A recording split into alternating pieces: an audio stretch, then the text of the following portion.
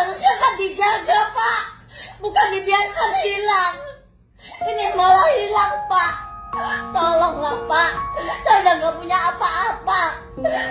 Saya motor aja kesini pinjem, Pak. Jenengan jadi polisi, jenengan. Saya kesini berapa kali, jenengan tahu, Pak. Tolonglah. Saya punya anak, Pak.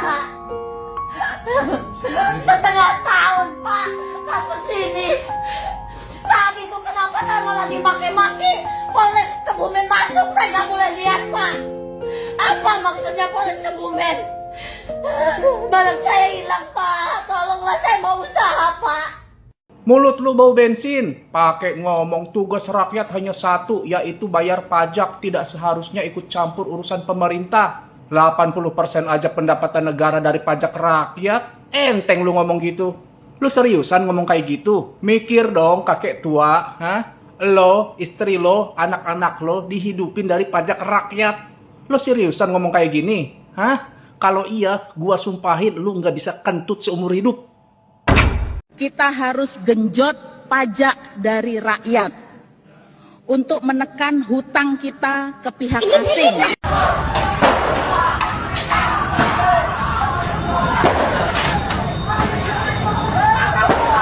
Malaysia akhirnya mengesahkan RUU Pekerja Lepas yang artinya ojol hingga konten kreator dilindungi oleh Malaysia. Diketahui bahwa undang-undang ini sudah banyak didukung oleh masyarakat Malaysia dan bahkan mereka menyindir Anwar Ibrahim terlalu lambat dalam mengesahkan RUU tersebut. Jadi buat teman-teman yang belum tahu, Parlemen Malaysia itu resmi mengesahkan RUU Pekerja Lepas yang disebutnya pekerja gig yang mencakup lebih dari 1,2 juta orang. Itu termasuk para driver, kurir makanan, penjual online, bahkan sampai konten kreator. Aturan ini mendefinisikan secara kuat bahwa mereka itu diakui secara resmi serta memiliki hak untuk menegosiasikan upah dan kondisi kerja. Ini sangat penting nih sebagai tonggak sektor ekonomi digital yang ada di Malaysia. Karena diketahui bahwa Malaysia selama ini memang bergantung pada pekerja dan sistem yang fleksibel yang berbasis platform online. Jadi dengan regulasi yang baru ini, profesi mereka tuh bisa mendapatkan kepastian hukum dan jaminan di masa depan yang sangat kuat. Nah, ternyata setelah disahkan, undang-undang tersebut itu membuat Perdana Menteri Anwar Ibrahim juga terkena kritik nih karena dianggap terlalu lambat dalam mengesahkan masalah ini. Bagi Anwar Ibrahim justru terkesan lambat, memang karena harus hati-hati dalam mengesahkan undang-undang tersebut, sebab ini menyangkut kehidupan jutaan rakyat Malaysia. Hal ini merupakan bentuk penghargaan negara terhadap peran besar para pekerja lepas di sana. Sungguh miris ya, nyawa tidak ada artinya kalau kemudian mau dihadapkan dalam ruang pengadilan militer. Pengadilan Tinggi Militer Medan menguatkan putusan pengadilan militer sebelumnya, 10 bulan penjara bagi seorang anggota TNI yang menganiaya ya hingga tewas seorang anak SMP. Bisa bayangkan itu. Di ruang lain ketika kejahatan pembunuhan semacam ini, itu pasti divonis 20 tahun atau bahkan seumur hidup penjara.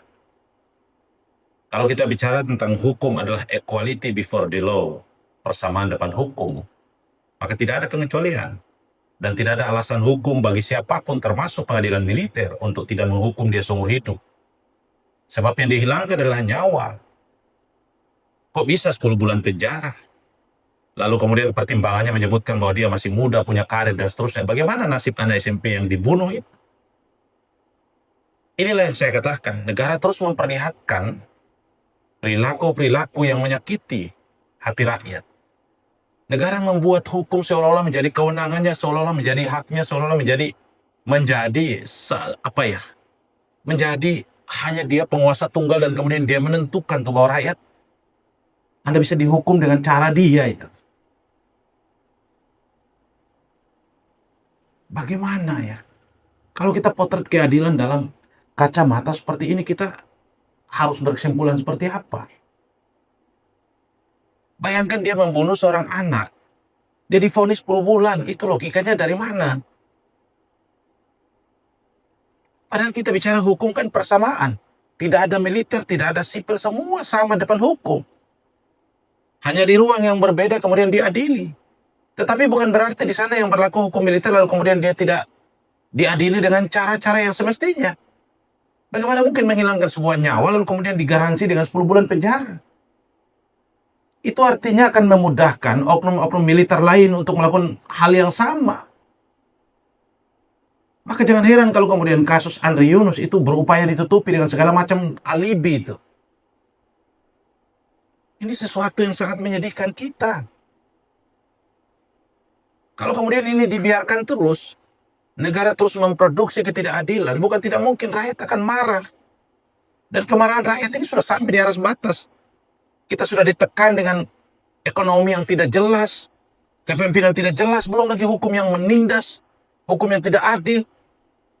Negara macam apa ini?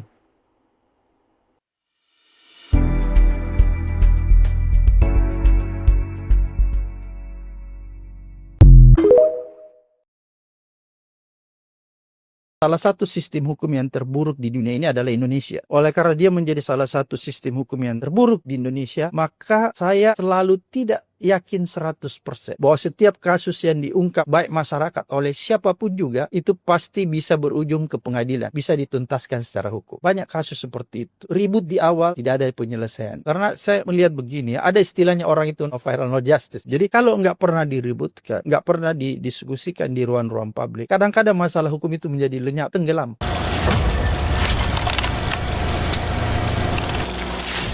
Bang, apa iya sekarang lari aja dipajakin? Menarik nih. Lari apaan yang dipajakin? Apakah larinya lari dari kenyataan? Bukan nih. Tapi saya nggak percaya lah. Masa iya negara kita dikit-dikit pajak? Nggak mungkin lah. Nggak mungkin. Kita baca. Terdampak aturan pajak baru. Kini lari pakai Strava akan dikenakan biaya pajak PPN sebesar 11%. Kamu tahu Strava kan? Ini platform kesukaan orang lari. Soalnya ketika kita lari pakai Strava, jadi ketahuan tuh kita lari berapa lama, jaraknya seberapa jauh, bahkan ada rute petanya juga. Makanya dulu rame banget joki Strava kan, karena biar bisa pada pamer hasil lari. Masalahnya, sekarang dia kena pajak. Kita baca, pengguna Strava akan dikenakan PPN 11%. Usai DJP tunjuk Strava jadi pemungut pajak. Jadi, kalau ada orang langganan Strava Premium, bayarnya lebih mahal karena ada pajaknya. Lagi-lagi apa? Ya, saatnya kita pakai stiker favorit saya. Semua, dimana kamu dipijak, di situ aku dipajak. Dan bukan cuma Strava yang kena pajak. Kita baca, siap-siap lari. DJP tunjuk Strava dan 6 platform lain jadi pemungut pajak. Jadi platform-platform digital kayak layanan aset grafis, layanan konsultasi desain, platform AI dan sebagainya pada kena juga. Jadinya langganan platform-platform ini lebih mahal karena sekarang ada pajaknya. Alasan ini sekarang dipajakin, DJP bilang biar ada kepastian hukum bagi para pelaku usaha. Semua bisa kamu baca di artikel-artikel ini. Intinya yang kena pajak itu langganan premium di platform-platform tadi. Untuk sekarang sih kalau kamu lari doang tanpa aplikasi ya belum dipajakin. Kata kuncinya di belum. Soalnya kita beli game aja kena pajak, langganan Netflix atau Spotify kena pajak, jualan online kena pajak, gajian kena pajak, makan di restoran kena pajak, semua. Dimana kamu dipijak, di situ aku dipajak. Netizen komen, dipajakin enggak, dipalakin iya. Negara udah bingung cari uang dari mana. Niat lari ngilangin stres malah dibuat stres. Kalau menurut kamu gimana? Saya mau denger pendapat kamu.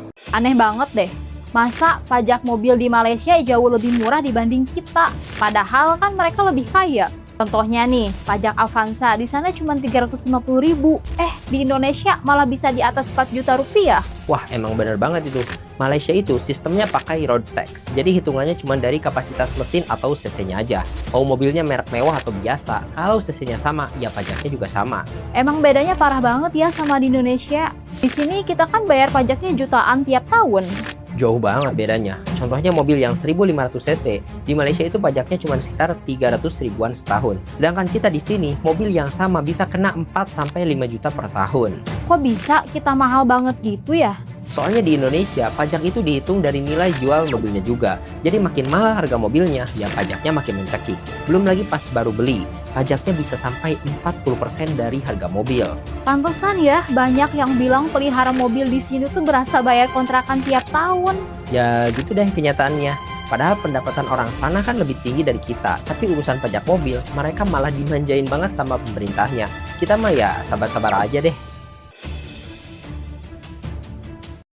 Hei, kutipan cukai Malaysia antara paling rendah di Asia Tenggara?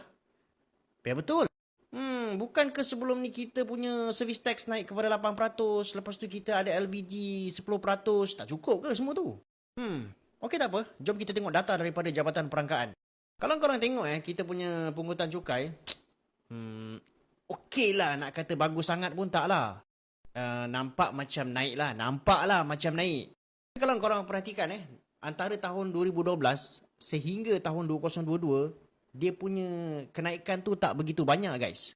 Sebelum tu kan, jom saya explain pada korang lah apa sebenarnya yang dimaksudkan dengan kutipan cukai rendah ni. Bagikan kepada 3 kategori utama lah. Contohnya macam individual tax. Individual tax ni contohnya macam kita punya cukai pendapatan lah. Lepas tu kita ada corporate tax. Corporate tax dekat Malaysia ni dikenakan ke atas syarikat-syarikat corporate iaitu 24% dan juga lain-lain lah. Lain-lain ni yang termasuk macam kita punya SST, LVG dan bagian-bagian lagi itulah. Kalau korang tengok dekat carta ni, yang warna merah ni, dia adalah corporate tax. So maksudnya hasil cukai dekat negara kita ni masih banyak disumbangkan oleh corporate lah. Yang warna biru ni pula adalah individual tax ataupun income tax lah. Dan income tax ni sebenarnya portion dia pun agak besar dalam kita punya kutipan cukai. Cukai-cukai lain lah, cukai-cukai penggunaan ni ataupun regressive tax, dia masih lagi dalam kategori yang rendah lah kalau korang tengok yang warna grey ni. Dengan carta graf bar ni, kita tak nampak tau dari segi comparisons. Betul ke kita punya kutipan cukai ni sebenarnya antara yang terendah dekat Asia Tenggara? Jadi apabila dimasukkan dengan kutipan cukai tu, dia adalah kutipan hasil total cukai berbanding kita punya GDP ataupun KDNK dekat negara kita lah. Benda ni sebenarnya kita nampak jelas lah daripada data yang dikeluarkan oleh OECD yang mana negara kita punya kutipan cukai ni adalah antara yang terendah lah iaitu 11.77% pada tahun 2021. Hanya negara Indonesia saja dekat bawah kita. Lain memang dekat atas kita lah. Berbanding dengan kutipan cukai dekat negara-negara ASEAN dan juga Asia Pasifik ni, kita sebenarnya antara yang terendah dekat sini guys, yang warna merah ni lah. Korang nampak kan? Yang lain-lain negara jiran kita semua dekat sebelah sini lah. Lepas tu, daripada setahun ke setahun, kita nampak dengan jelas daripada data dekat atas ni, yang garisan warna merah ni, pungutan hasil cukai dekat negara kita semakin menurun daripada setahun ke setahun. Dan ini adalah satu perkembangan yang agak membimbangkan guys. Kalau korang tengok portion warna grey dekat sini, ni adalah range Asia Pacific punya kutipan cukai dan kita dekat lower end guys. Jadi sebenarnya memang betul kalau kita tengok dari segi data ekonomi, memang kita punya pungutan cukai ni adalah antara yang terendah sekali dekat Asia Tenggara dan juga negara-negara jiran kita. Ini satu perkembangan yang agak membimbangkan. Sebenarnya kita punya tax collection ni dia tak balance berbanding negara-negara lain. Dekat negara kita ni kalau korang tengok huge chunk of the tax collection ni disumbangkan oleh corporate tax. Berbanding dengan negara-negara lain contohnya dekat negara Asia Pasifik, Afrika dan sebagainya, diorang punya tax collection tu nampak lebih balance lah. Adakah ini bermaksud dah sampai masa untuk kita perkenalkan GST? Sama-sama kita fikirkan. Pokoknya disarankan buat kalian anak-anak muda yang terlahir dari keluarga miskin di Indonesia, pergi kalian ke luar negeri, kerja di luar negeri. Di Indonesia, di luar negeri itu sama, orang miskin sama-sama tidak dihargai, kerja juga sama-sama 30 hari, tapi gajinya lebih manusiawi. Pergi nggak kalian kerja di luar negeri? Minus nggak ketemu keluarga tuh nggak apa-apa, yang penting komunikasi ada. Daripada sampai tua nggak punya apa-apa, pergi nggak?